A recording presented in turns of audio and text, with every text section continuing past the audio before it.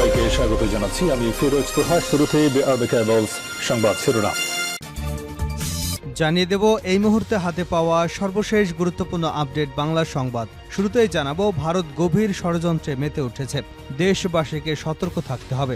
ঢাকা মহানগর উত্তর বিএনপির আহ্বায়ক সাইফুল আলম নীরব বলেছেন, দেশকে অস্থিতিশীল করার জন্য ভারত গভীর ষড়যন্ত্রে মেতে উঠেছে। আমরা বলতে চাই, ভারতের দাদাগিরি মানব না, ভারতের সব ষড়যন্ত্র আমরা প্রতিহত করব। দেশবাসীকে এ বিষয়ে সতর্ক থাকতে হবে। এবারে জানাবো, সীমান্তে পিঠ প্রদর্শন করবেন না বিজেপিকে স্বরাষ্ট্র উপদেষ্টা। দুর্নীতি থেকে নিজেদের দূরে রাখতে বিজেপি সদস্যদের প্রতি কঠোর নির্দেশনা দিয়েছেন স্বরাষ্ট্র উপদেষ্টা লেফটেন্যান্ট জেনারেল মোহাম্মদ জাহাঙ্গীর আলম চৌধুরী। শনিবার সকালে রাজধানীর পিলখানায় বিজেপি সদর দপ্তরে সীমান্ত সম্মেলন কেন্দ্রে বক্তৃতাকালে উপদেষ্টা এ নির্দেশনা দেন। জানাবো, পাকিস্তানিদের মতোই জনগণ শেখ হাসিনাকে বিতাড়িত করেছে। বিএনপির সিনিয়র যুগ্ম মহাসচিব অ্যাডভোকেট রুহুল কবির রিজভী বলেছেন, শেখ হাসিনার ১৬-১৭ বছরের স্বৈর শাসনে কেউ একটু শব্দ করতে পারত না। মানুষ জীবনের মায়া ত্যাগ করে ঐক্যবদ্ধ হয়ে রাস্তায় নেমে তাদের পতন ঘটিয়েছে।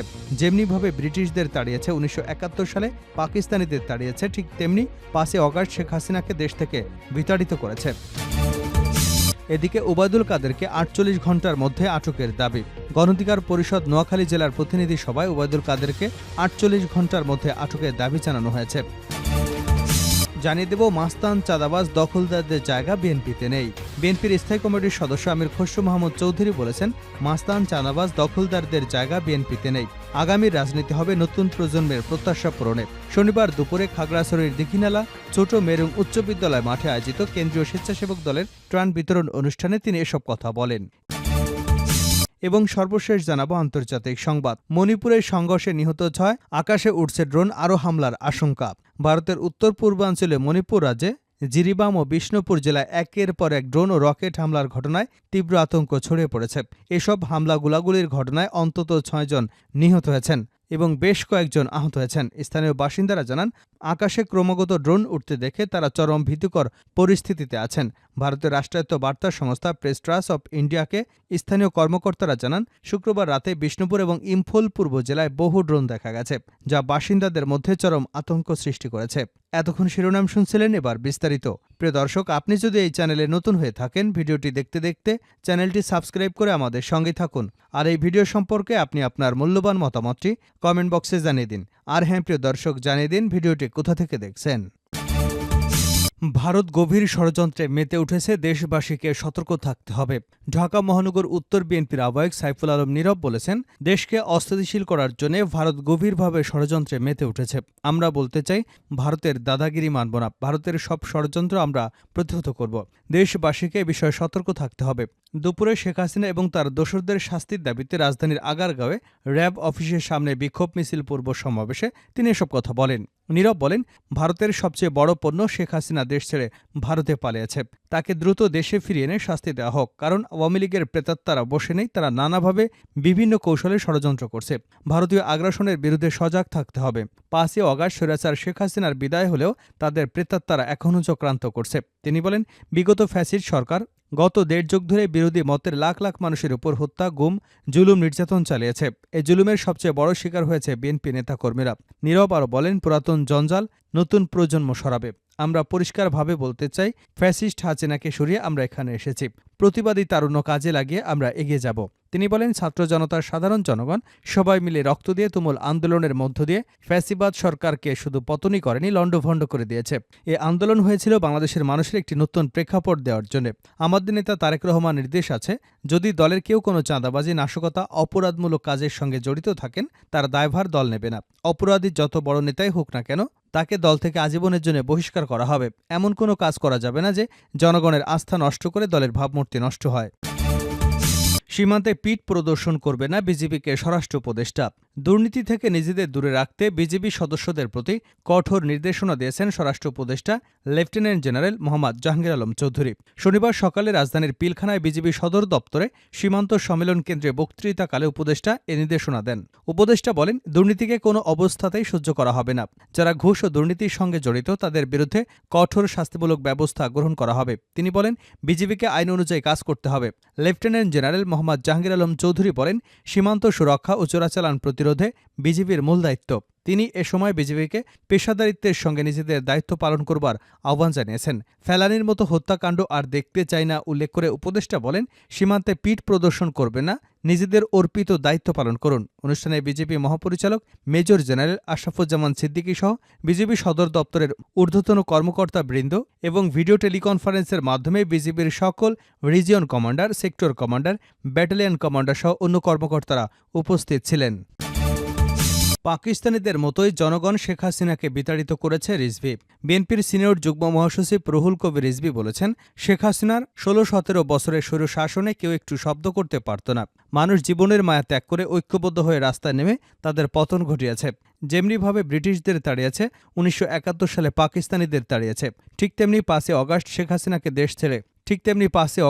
হাসিনাকে দেশ থেকে বিতাড়িত করেছে।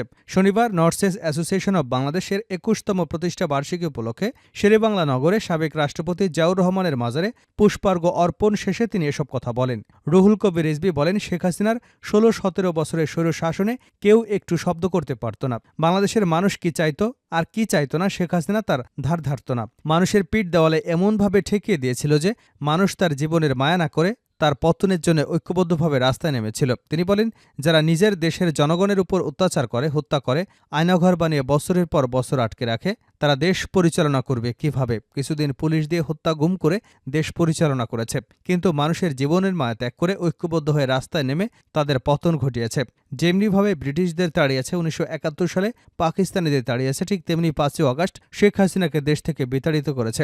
বিএনপির সিনিয়র যুগ্ম মহাসচিব আরও বলেন, ভারতের প্রতিরক্ষামন্ত্রী তার দেশের বিভিন্ন কমান্ডোদের সঙ্গে বৈঠক করেছেন। এটা উদ্বেগজনক, এটা উস্কানি কিনা জনমনে প্রশ্ন দেখা দিয়েছে। আপনারা ভারত কি নববধূকে সান্ত্বনা দেবার জন্য, তার জমিদারি পুনরুদ্ধারের জন্য কাজ করছেন? এভাবে কথা বলছেন কেন? তাহলে প্রতিরক্ষামন্ত্রী এভাবে কথা বলছেন কেন? ভারতের উদ্দেশ্যে প্রশ্ন রেখে তিনি বলেন, বাংলাদেশের জনগণ দেশ থেকে এক দানবকে তাড়িয়ে মুক্ত বাতাসে চলাফেরা করছে। আমি যে গ্রেপ্তার হতে পারি, গুম হতে পারি, এ শঙ্কা আর নেই। এখন মানুষ স্বাধীনভাবে চলাফেরা করছে, শান্তিতে ঘুমাতে পারছে। এটা কি আপনারা চাচ্ছেন না? বাংলাদেশের জনগণ ফিরে আসুক, মানুষ শান্তিতে থাকুক। এটা কি ভারতের নীতি নির্ধারকরা পছন্দ করেন না? শেখ হাসিনার আজ বাংলাদেশে নেই, এই কষ্ট কি ভারতের নীতি নির্ধারকরা মেনে নিতে পারছেন না? আমরা যেমন ভারতের স্বাধীনতার সার্বভৌমত্বকে শ্রদ্ধা করি, ভারতেরও উচিত আমাদের স্বাধীনতার সার্বভৌমত্বকে শ্রদ্ধা করা। ভারতের উদ্দেশ্যে তিনি আরও বলেন, কোনো দল বা ব্যক্তির প্রতি যদি আপনাদের যোগাযোগ থাকে, তাহলে বাংলাদেশের মানুষ এটাকে ভালোভাবে নেবে না। বাংলাদেশের জনগণ যেমন দীর্ঘদিন ধরে নির্যাতন সহ্য করতে পারে, তেমনি বিদেশি হানাদারদের বিরুদ্ধে ঐক্যবদ্ধ এবং তেজ দেখাতে জানে। বাংলাদেশ একটি বীরের জাতি, এটা আপনাদের মাথার মধ্যে কিন্তু রাখতে হবে। ওবায়দুল কাদেরকে ৪৮ ঘণ্টার মধ্যে আটকের দাবি। গণঅধিকার পরিষদ নোয়াখালী জেলার প্রতিনিধি সভায় ওবায়দুল কাদেরকে ৪৮ ঘণ্টার মধ্যে আটকের দাবি জানানো হয়েছে। শনিবার বেলা ১১টায় জেলার মাইজদী শহরের মাইজদী কনভেনশন সেন্টারে অনুষ্ঠিত সভায় এ দাবি করা হয়। প্রধান অতিথির বক্তব্যে গণঅধিকার পরিষদের উচ্চতর পরিষদ সদস্য ও সমন্বয়ক আবু হানিফ নেতাকর্মীদের সঙ্গে কাজ করার বিষয়ে দিক নির্দেশনা দেন। তিনি বলেন, তরুণদের দেশ গঠনে এগিয়ে আসতে হবে, শিক্ষিত এবং সচেতন মানুষকে রাজনীতিতে যুক্ত হতে হবে। রাজনীতির গুণগত পরিবর্তনের জন্য কোনো বিকল্প নেই। আবু হানিফ বলেন, ওবায়দুল কাদের নোয়াখালী সন্তান, তার নির্দেশেই প্রথম ছাত্রলীগ আন্দোলনরত শিক্ষার্থীদের উপর হামলা করে। তারপর থেকেই বিভিন্ন জায়গায় হামলা শুরু হয়। ওবায়দুল কাদেরকে ৪৮ ঘণ্টার মধ্যে আটকের দাবি জানিয়েছেন তারা। তিনি আরও বলেন, ছাত্র জনতার আন্দোলনে যারা হামলা করেছিল, যারা নির্দেশ দিয়েছিল, সবাইকে বিচারের মুখোমুখি করতে হবে। একজনকেও ছাড় দেওয়া যাবে না। দেশের মানুষ যেন শান্তিতে বসবাস করতে পারে, তাই ছাত্র সমাজকে সব সময় সজাগ থাকতে হবে। নোয়াখালীতে বিগত সময়ে আওয়ামী লীগের যেসব নেতাকর্মী মানুষের উপর হামলা, লুটপাট এবং দখলদারিত্ব করেছে, তাদের নামে মামলা করতে বলেন তিনি। দলের উচ্চতর পরিষদের সদস্য, আমাদের যখন আওয়ামী লীগ হামলা করত তখন আমরা লজ্জা পেতাম না, কারণ আমরা কোনো অন্যায় করিনি। এখন আওয়ামী লীগ নেতারা বোরকা পরে নিজেদের নানাভাবে পরিবর্তন করে পালানোর চেষ্টা করছে। একসময় নোয়াখালীর হাতিয়ায় এমপি বলেছিলেন, হাতিয়াতে তার উপর কথা বলার কেউ থাকবে না। এখন সবাই আছে, শুধু তাদের আপা আর তারা পালিয়ে গেছে। দেশে এক দখলদারকে সরিয়ে আরেক দখলদারকে জনগণ দেখতে চায় না। তাই যারা দখলদারিত্বের কথা ভাবছেন তারা সাবধান হয়ে যান। শেষ করছে আন্তর্জাতিক সংবাদ দিয়ে। মণিপুরের সংঘর্ষে নিহত ৬, আকাশে উঠছে ড্রোন, আরও হামলার আশঙ্কা। ভারতের উত্তর পূর্বাঞ্চলে মণিপুর রাজ্যে জিরিবাম এবং বিষ্ণুপুর জেলায় একের পর এক ড্রোন ও রকেট হামলায় তীব্র আতঙ্ক ছড়িয়ে পড়েছে। এসব হামলা গোলাগুলির ঘটনায় অন্তত ৬ জন নিহত এবং কয়েকজন আহত হয়েছেন। স্থানীয় বাসিন্দারা জানান, আকাশে ক্রমাগত ড্রোন উঠতে দেখে তারা চরম ভীতিকর পরিস্থিতিতে আছে। ভারতের রাষ্ট্রায়ত্ত বার্তা সংস্থা প্রেস ট্রাস্ট অব ইন্ডিয়াকে স্থানীয় কর্মকর্তারা জানান, শুক্রবার রাতে বিষ্ণুপুর এবং ইম্ফল পূর্ব জেলায় বহু ড্রোন দেখা গেছে, যা বাসিন্দাদের মধ্যে চরম আতঙ্ক সৃষ্টি করেছে। এমনকি পরিস্থিতি এতটাই ভয়াবহ হয়ে উঠেছিল যে এই দুই জেলার বাসিন্দারা বাড়িঘরে লাইট বন্ধ করে দেন এবং কেউই রাতে বাইরে বের হওয়ার সাহস করতে পারেননি। ইম্ফল পশ্চিম জেলার আশপাশে দুটি স্থানে ড্রোন থেকে বোমা ফেলা হয়, যা স্থানীয় বিদ্রোহীদের কাজ বলে ধারণা করা হচ্ছে। এ ঘটনার পর বিষ্ণুপুর এবং ইম্ফল পূর্ব জেলায় আকাশেও আরও অনেক ড্রোন উঠতে দেখেন বাসিন্দারা। মনিরপুরের এক সরকারি কর্মকর্তা জানান, নতুন করে সংঘাত দেখা দেওয়ায় এলাকায় নিরাপত্তা বাহিনী এখন উচ্চ সতর্ক অবস্থানে রয়েছে। পাশাপাশি বড় জমায়েতে বিধিনিষেধ আরোপ করেছে তারা। বিষ্ণুপুর জেলার কয়েকটি স্থানে আকাশে ফাঁকা গুলি ছোড়া হয়েছে। এতে জনসাধারণের মধ্যে আতঙ্ক ও বিভ্রান্তি সৃষ্টি হয়েছে। তবে এসব গুলি নিরাপত্তা বাহিনী নাকি অন্য কেউ চালিয়েছে তা এখনও স্পষ্ট নয়। এর আগে শুক্রবার মণিপুরের প্রথম মুখ্যমন্ত্রী মাইরেবাম কৈরেংয়ের বাসভবনে বিচ্ছিন্নতাবাদীরা রকেট হামলা চালায়, যাতে একজন নিহত এবং ৬ জন আহত হন।